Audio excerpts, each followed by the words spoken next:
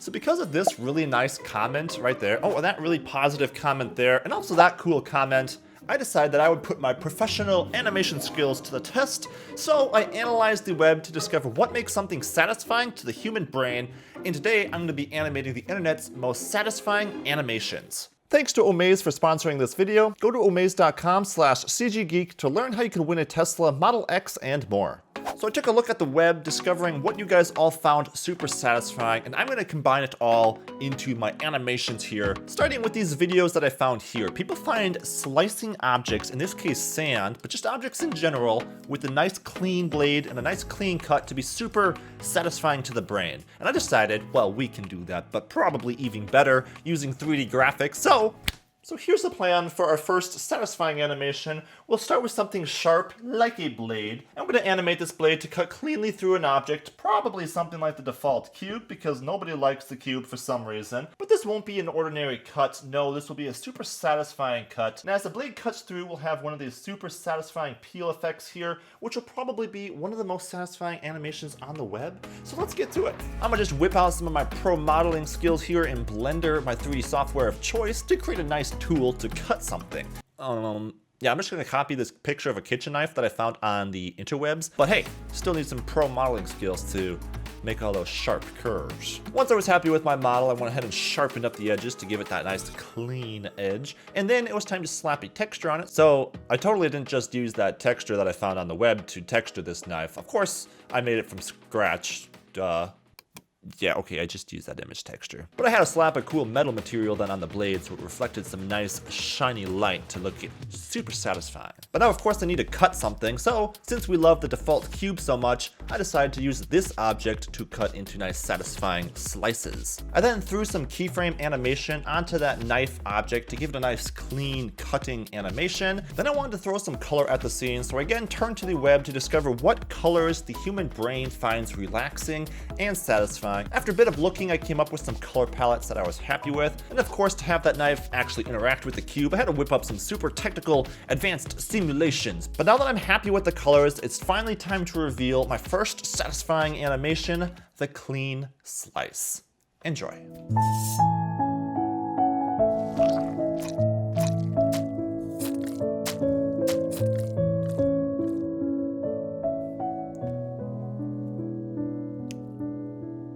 Gosh dang it. Okay, so that's a dumb idea anyways. It's too stupid simple of a stimulation. Nobody wants to see that. I don't care what the internet says. I am turning to a better idea. Let's create a new satisfying animation and cure a virus at the same time. Okay, so here's plan B. We'll start with a virus with all those gross tentacly things coming off of it.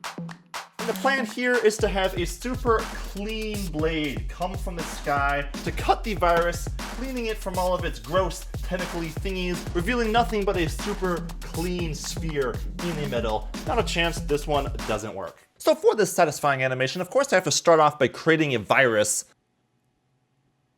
You know, actually skip that last part. I think we have enough of those. So just using an icosphere inside of Blender and extruding out some gross tentacly things off of it, using a mirror modifier to save time, I created a gross dangly sort of virus thingy that can be cured with 3D graphics, giving it some super complex simulation physics as well, making it look like a gross googly gobbly sort of virusy thing. Then it was just a matter of some keyframed animation on a perfectly round razor blade that I made, scaled to the perfect size to fit over the virus. And then of course some super complex modifiers that will use vertex weights to determine what areas will be cut off when the blade contacts it, along with some more even advanced simulation settings. Sorry if this is getting all too complicated for you, but I couldn't cut any corners. I know this is some complicated rocket science bit stuff. And then of course I need to add some clean materials to this virus object to make it look nice and virusy. Then I add some dust particles to the scene for a sense of scale, along with a super shallow depth of field applied to the camera. And voila!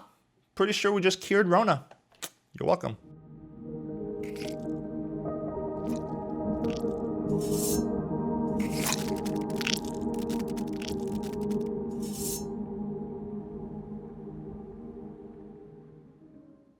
Shoot! All right, wait, so hold on. Let's give this one more shot. Forget using advanced simulations because those things are stupid.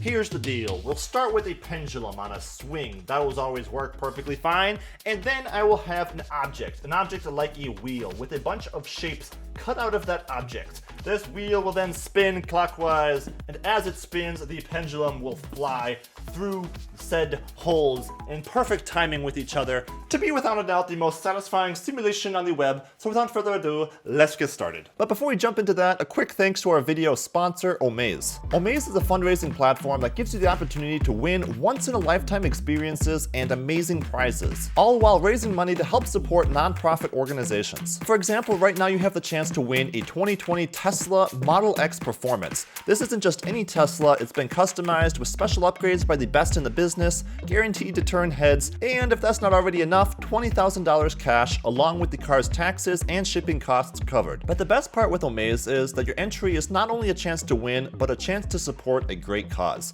Money raised will help support the Juju Foundation. This is a nonprofit organization dedicated to the support of youth initiatives and lifting the spirits of those in need. So for your chance to win a 2020 Tesla Model X Performance, along with $20,000 cash and support a great cause, go to omaze.com/cggeek with my link in the description and enter for your chance to win.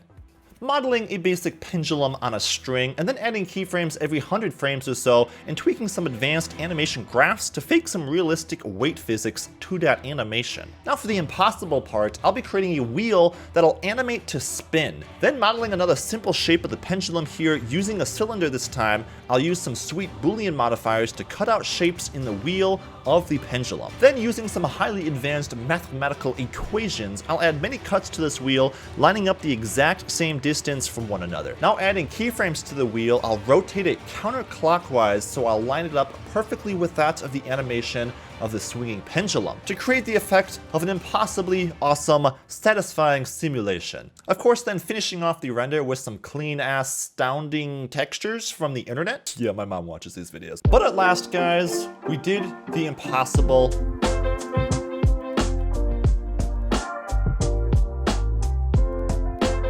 And there we have it, a super satisfying simulation. I bet you guys didn't think I was actually gonna do it, did you?